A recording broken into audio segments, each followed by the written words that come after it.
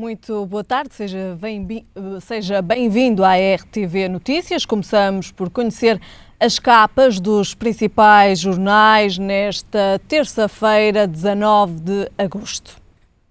E começamos com a capa do Jornal de Notícias. Capa do Jornal de Notícias, podemos ler: bebé morre em água a ferver, menina não resistiu a queimaduras graves, PJ encontra sinais de violência, o pai ficou detido por suspeita de maus tratos, um caso então que aconteceu em Lisboa. Ainda no JN também a capa, o destaque fotográfico vai para o Futebol Clube do Porto. Enchente para ver dragões, os emigrantes esperaram Futebol Clube do Porto no aeroporto de Lille. Também Benfica, Júlio César e Carnesis reforçam baliza encarnada. Sporting, Nani é moeda de troca no negócio de Rojo. Na segurança, encapuzados roubam 2.000 euros a chinesa em Vila do Conde. Nas regiões Matosinhos, semáforos avariados e presos com fita cola. Na Póvoa de Varzim, Fortaleza fechada há 4 anos, reabre com bares e esplanadas. Em Famalicão, Câmara paga obras em casas de famílias carenciadas. E em Viseu, museus da cidade mostram-se na feira de São Mateus. Destaque também na política. Até mortos há na lista de militantes do PS. Braga ainda também pegou fogo à mulher depois de arregar com álcool puro. Destaque internacional vai para os Estados Unidos. Podemos ler: jovem morreu baleado com 6 tiros e sem sinais de luta no caso do Missouri. Um jovem então que acabou por morrer baleado pela polícia. São então os destaques do JN. Passamos agora para o Público. Podemos ler: professores que agora entraram para o quadro já têm 14 anos de serviço. Passamos agora também para o destaque fotográfico. Estados Unidos, Michael foi morto com 6 tiros e Ferguson só terá paz com justiça. É então o destaque fotográfico do Jornal Público. Ainda na política, confusão no PS de Braga com suspeitas de irregularidades e também pai de bebé que morreu queimado ficou detido. Passamos agora para a capa do jornal e podemos ler: acordo já não é secreto, médicos cubanos já custaram 12 milhões de euros. Queixa do I obriga o Ministério da Saúde a revelar contratos secretos assinados com Cuba desde 2009. Então a manchete para a saúde. E também o Parlamento vai investigar Bezgate. É destaque também para o desporto, mais precisamente para o Sporting. Rojo no Manchester United e Nani cada vez mais perto de regressar a casa. Passamos agora para a capa do Jornal de Negócios. Na economia, Angola explicava valor do resgate ao BES.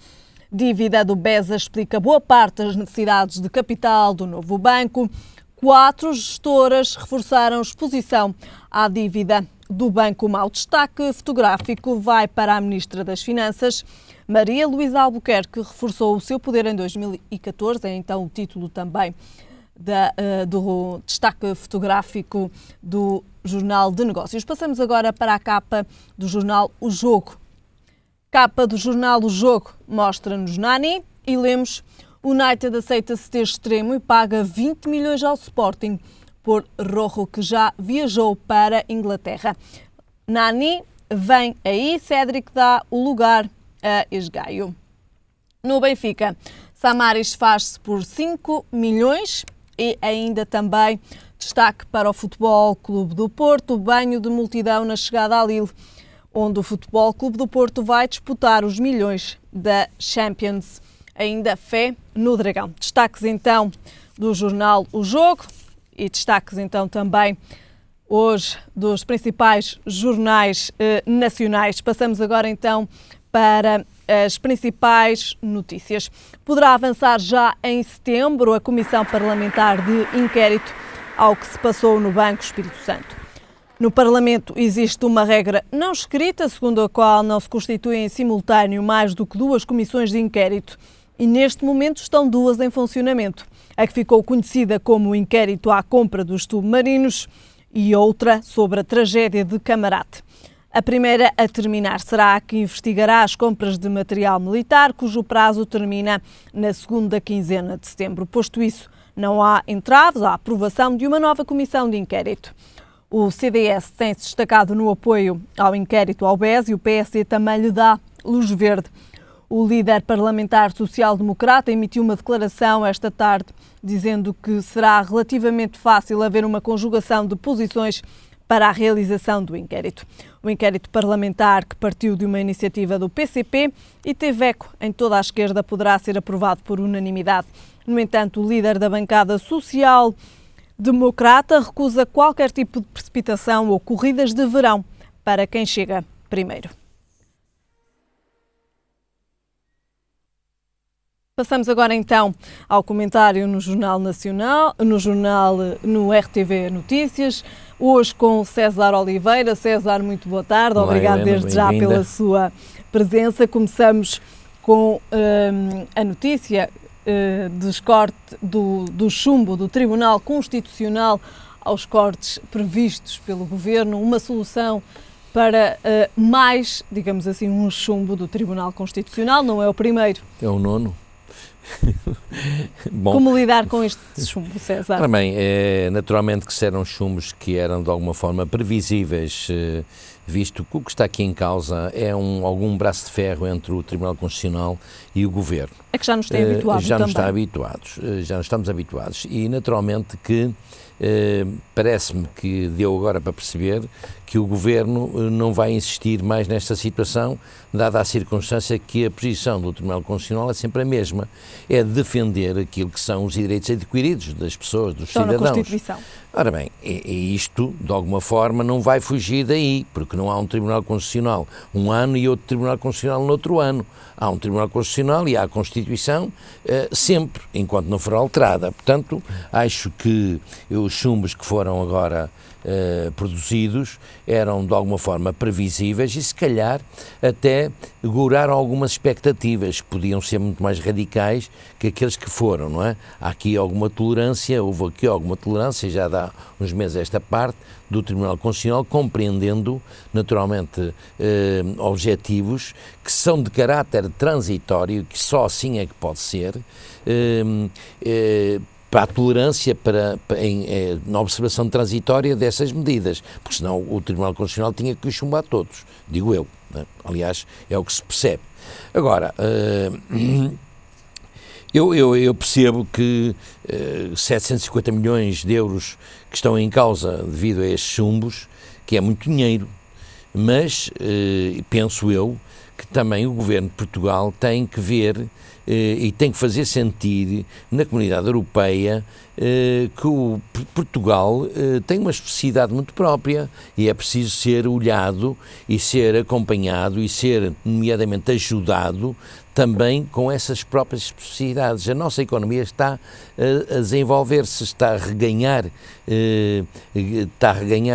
produção, está a reganhar qualidade e é preciso dar o tempo a seu tempo e não criar logo, quando estamos a arrebitar, começamos a criar condições para poder dificultar essas mesmas conquistas na economia. Ora, aí a economia faz-se com o aumento dos ganhos das pessoas, não é? Não pode ser à custa de cortes. Se houver agravamento nos impostos e se houver condicionantes naquilo que são os rendimentos, a economia sofre por isso, embora convenhamos que a nossa economia está a ficar mais saudável devido à crescente implantação no mercado externo. Mas o mercado interno também conta muito.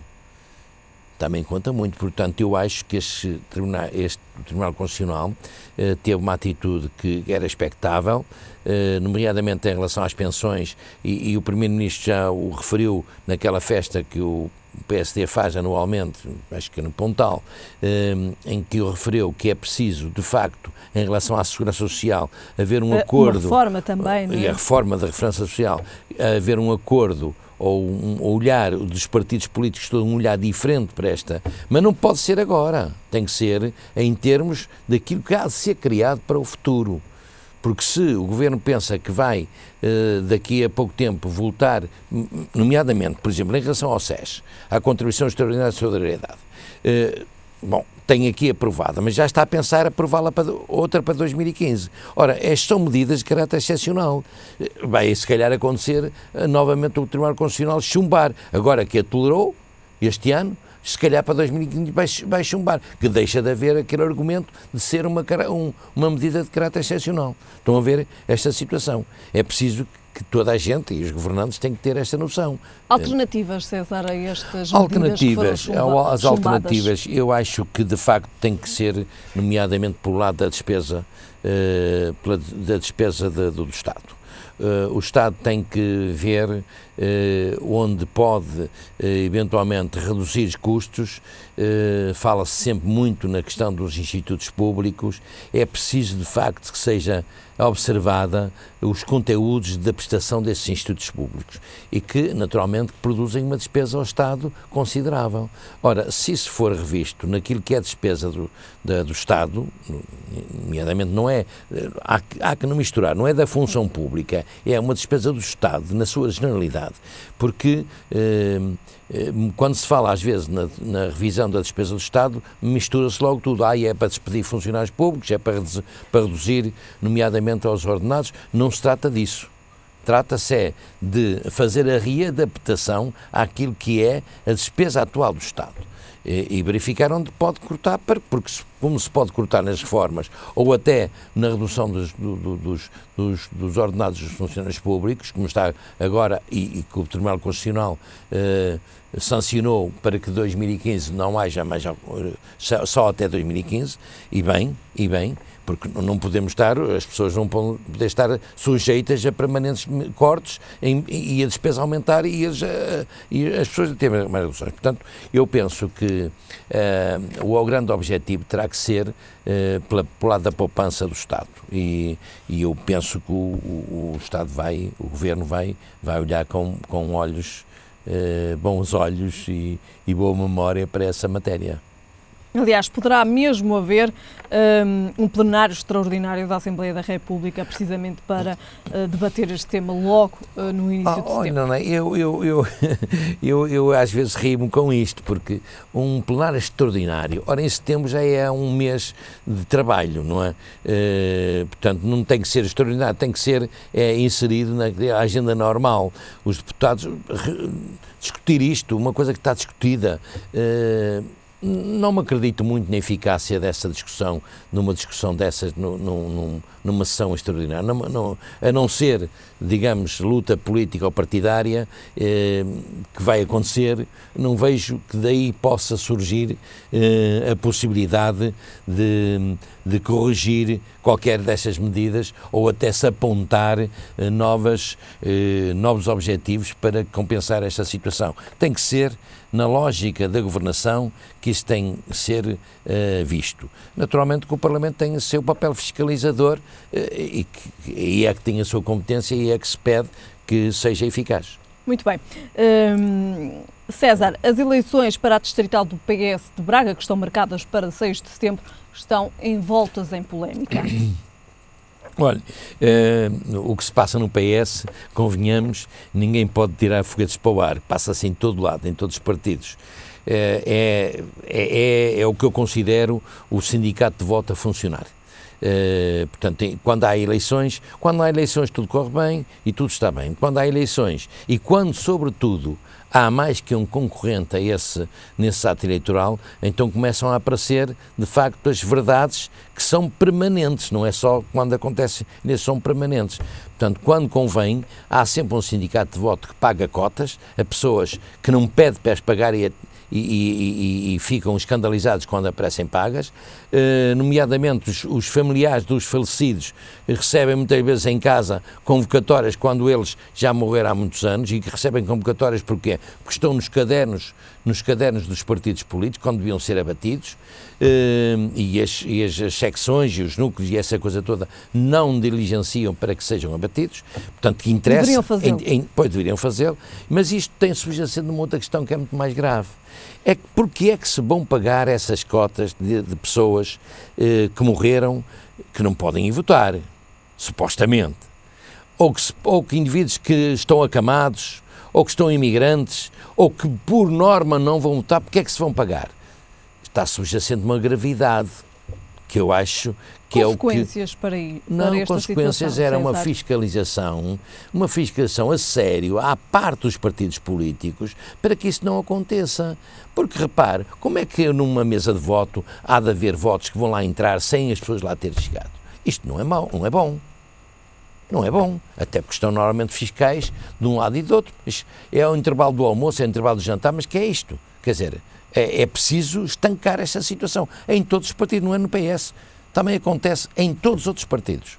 Todos, a menos que nos partidos que normalmente não são sujeitos até a votações, é por braço no ar ou coisa assim no género, que portanto as coisas passam. Agora, o que está a passar-se em Braga é só simplesmente pela coincidência de haver eleições em 6 de setembro e haver, nomeadamente, também a proximidade das eleições para a escolha do Primeiro-Ministro em 26 de setembro, e esta confusão, depois são os apaniguados de um lado e de outro, além de haver 2 candidatos para os órgãos distritais, são os candidatos de um lado e do outro para Primeiro-Ministro que incendeiam ou procuram denunciar estas situações. Portanto, as consequências disto, acho que, desde logo para as nacionais não tem efeito, porque toda a gente pode ir votar sem pagar cotas, não é? E não é preciso ser os vivos, podem ir todos, não é só preciso ser os mortos, é bom os vivos todos. E o PS tem cerca de 90 mil inscritos, militantes, e já tem cerca, o que eu apurei, são mais já 36 mil simpatizantes já estão inscritos para votar. Ora, isto ainda pode acontecer crescendo até dia 2 de setembro, que é quando fecham essas mesmas listas. E, portanto, poderá ainda este número também aumentar. Pois, é evidente que tudo isto, os candidatos... Olha, eu denomino isto como uma grande encenação. Estamos praticamente a terminar. É uma grande encenação, sabe? Eu acho que o país é sujeito a isto, é uma encenação dentro do Partido Socialista que eu, sinceramente, é um pouco, não direi ridícula, mas não é usual, não é correta. É uma encenação. É uma encenação. Muito bem. É fazer de uma coisa partidária, transformar uma coisa partidária num todo nacional. Não me parece bem. Muito bem, terminamos este comentário também com essa opinião relativamente àquilo que se passa atualmente no PS. Obrigada desde já, César, pela sua presença. A Associação Profissional da Guarda vai enviar ofícios ao Ministro da Administração Interna, à Ministra da Justiça, aos grupos parlamentares e ao próprio Comando-Geral para pedir alterações à lei. Quer ver as penas mais agravadas depois de vários agentes terem sido agredidos nos últimos tempos. A Associação Profissional da Guarda defende que os profissionais não podem continuar a ser agredidos, como aconteceu na última semana, e ainda com total impunidade para os agressores. Os agentes dizem-se fartos de terem pouco apoio no terreno e de se sentirem sem qualquer proteção legal à luz de uma aplicação permissiva da lei que quase sempre faz com que estes criminosos saiam impunes. A Associação vai, por isso, pedir alterações na legislação para que as penas sejam agravadas e haja uma maior celeridade na decisão de punir os agressores. O pedido vai seguir por ofício para os Ministros da Administração Interna e da Justiça, assim como para os grupos parlamentares e o próprio Comando-Geral. A Associação relembra os casos que já vieram a público, um deles no Algarve, quando turistas apostaram para agredir guardas, e logo depois, em Ferreira do Alentejo, os mesmos agentes foram atacados pelos participantes numa rave ilegal. Para os militares, algo está muito errado na segurança do país, quando isto sucede na mais completa impunidade. Esperam por isso que a consciência da gravidade destes últimos acontecimentos resulte em alteração à lei. Alertam ainda para o facto dos criminosos terem meios cada vez mais sofisticados quando os militares se deparam com escassez de meios humanos e materiais. E lamentam que Portugal não siga o exemplo de outros países europeus, onde os autores de agressão a agentes são detidos e julgados em 48 horas. A organização não-governamental Médicos do Mundo está a promover uma petição pelo acesso ao aborto seguro que quer entregar na ONU. A organização relembra que a interrupção da gravidez sem segurança mata anualmente 50 mil mulheres. Segundo dados da Organização Não-Governamental Médicos do Mundo, mais de 20 milhões de mulheres em todo o mundo interrompem a gravidez sem condições de segurança devido ao aborto ser ilegal. E mais de 50 mil mulheres morrem anualmente devido à interrupção da gravidez sem segurança. Mais, alertam os médicos, o aborto sem condições de segurança mata uma mulher a cada 10 minutos, o que acontece passados 20 anos dos chefes de Estado e de Governo terem acordado na Conferência Internacional sobre População em Desenvolvimento, realizada em 1994 no Cairo, pelo acesso universal ao planeamento familiar e aos serviços de saúde sexual e reprodutiva. A pensar nestas mulheres, a organização está a lançar uma petição pelo acesso ao aborto seguro que vai entregar na ONU. E apela a todos os Estados para que tomem as medidas necessárias à eliminação das barreiras que impedem as mulheres de escolher livremente ter ou não ter filhos, à melhoria do acesso a métodos contraceptivos modernos e à legalização da interrupção médica da gravidez. Um sistema de cobrança coerciva de taxas moderadoras através da autoridade tributária vai começar a ser testado já a partir de setembro, antes de estar disponível em todas as unidades de saúde do Serviço Nacional. Vai ser testado no Centro Hospitalar do Alto Ave. Foi criado pelos Serviços Partilhados do Ministério da Saúde e vai agora ser posto em prática. O sistema envia os dados para o fisco sempre que as taxas moderadoras não sejam pagas dentro do prazo previsto pela lei. Na prática, sempre que for às urgências ou a uma consulta, traz uma referência para pagar as taxas moderadoras no prazo de 10 dias. Se não forem pagas, inicia o processo de cobrança.